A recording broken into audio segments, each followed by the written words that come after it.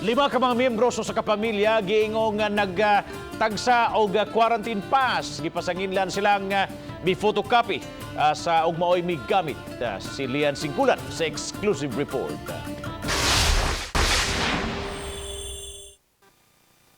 Matud pa sa Barangay Kapitan Edward Alesna sa Barangay Poblasyon nga may mga mulupyo ang may kopya sa orihinal nga quarantine pass. Gani matud niya nga nakasikop siya og usa ka pamilyahan nga may 5 ka mga quarantine pass nga gigamit. Siya mismo ang nakamatikod nga nagsigi og gawas-gawas ang mga sakop sa pamilya, maong iya kini gipasusi.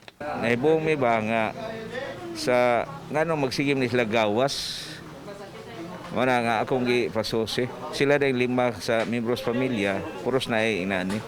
Human sa pakisusi iyang nasayran nga gipa-photocopy og colored ang orihinal nga quarantine pass aron susama sa orihinal tan-awon.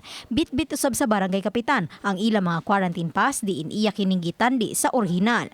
Ang kalainan kay ang orihinal nga quarantine pass may authorized signature sa likod niini itandi sa kinopya. Usa na lang gyud ila ato lagi papirma nga din nila mausab. Sa aputan sila.